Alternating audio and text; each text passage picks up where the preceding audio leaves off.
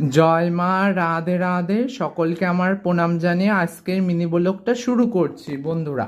আজ সোমবার, অর্থাৎ আমার সোমবারের শিব পুজো বা শিবব্রত আমি সম্পন্ন করেছি। তোমরা সকল দেবদেবীকে দর্শন করো ও বাবা ভোলানাথকে দর্শন করো ও মহাপ্রসাদ দর্শন করো। প্রথমেই দেখো, এই যে মা বাবার মঙ্গল ঘট আর এই যে বাবা ভোলানাথ। আজ বাবা সোমবার, বাবা ভোলানাথকে আমি একটা গামলাতে করে বাবা ভোলানাথকে আমি যথাবিধি যথা উপচারে আমি অভিষেক করিয়ে নিয়েছি। তারপর এই দেখো সিংহারও করে দিয়েছি, মানে তিলক সেবা করে দিয়েছি। আর আজকে গাছে একটা ধুত্র ফুল ফুটেছিল, একটা শ্বেত মানে একটা শীতকালীন ফুল ফুটেছিল, মানে শ্বেত পুষ্প। তারপরে এই যে নীলকণ্ঠ ফুল আর ওই মালাটাও দিয়ে দিয়েছে বাবা ভোলানাথকে। আর এই দেখো নন্দী মহারাজকে পুষ্প দিয়েছে আর দূর্বাও দিয়েছে, কারণ নন্দী মহারাজকে সোমবার দিন দূর্বা দিতে হয়। দূর্বা নন্দী মহারাজের খুব প্রিয়।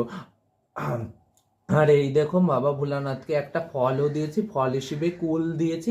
এই ফলটা মূলত আমরা কেউই খাই না, এটা মূলত এই ফলটার উপরে মূলত চণ্ডেশ্বর ভগবান শিবের অধিকার। আর তারপর দেখো, এই যে বাবা ভোলানাথকে দর্শন করো। আর দক্ষিণা ছাড়া তো কোনো পুজোই অসম্পূর্ণ, মানে আমি দক্ষিণা দিয়ে দিয়েছি।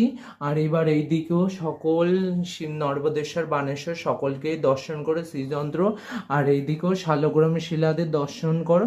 আর প্রত্যেকটা মঙ্গলগড় দর্শনে সকলের দুর্ভোগ কাটুক, সবাই সুস্থ থাকো, ভালো থাকো। এবার সকল দেবদেবীকে দর্শন করো, যে পুচকে কালী, তারপরে যে ভৈরব, ওনারও যথাবিধি যথোপচার আমি শিব পুজো সেরে নিয়েছি। এবার সকল দেবদেবীকে তোমরা দর্শন করে, এই যে জগন্নাথ বলরাম সুভদ্রা দেবী, এই যে নীলমাধব চুমদেবী, ওই যে মা সরস্বতী, যে কিশোরী গোবিন্দ, যে ধনলক্ষ্মী, এই যে দাদা গোপনারায়ণ, বোধমাতা শ্রীলক্ষ্মী, মঙ্গলগড় মঙ্গল শঙ্কর, যে জলপাত্র। আর এই যে কিশোরীজুকে দর্শন করো। আর এইদিকে রয়েছে গোবিন্দ আর নিকুঞ্জ রয়েছে, আর এইদিকে সোনার রয়েছে। আর কুম্ভ দেবতা, এই যে চিত্রপটে জগন্নাথ বলরাম সুভদ্রা দেবী, যে লক্ষ্মী নৃসিংহদেব, এই যে পঞ্চতত্ত্ব। আর কিশোরীজুকে দেখো, আজকে একটা তুলসী পত্র দিয়ে মালা করে দিয়েছি, আর একটা ফলও দিয়ে দিয়েছি। আজকে দেখো বোঁদের দোকান থেকে বোঁদে কিনে এনে আজকে ভোগ লাগিয়ে দিয়েছিলাম। ভোগ দর্শনে সকলের দুর্ভোগ কাটুক। তারপরে এই দেখো, এই যে সকল থালায় আমি যথাবিধি যথা উপচারে আমি আমার সোমবারের ব্রত সম্পন্ন করেছি। আর তোমরা বাবা ভোলানাথকে দর্শন করো। বাবা ভোলানাথের দর্শনের পরে মাকে দর্শন করো, তবে এই দর্শনটা সম্পূর্ণ হবে।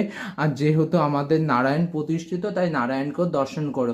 ভিডিওটা তোমাদের কেমন লাগলো কমেন্ট করে জানাও। আমার চ্যানেলে যদি নতুন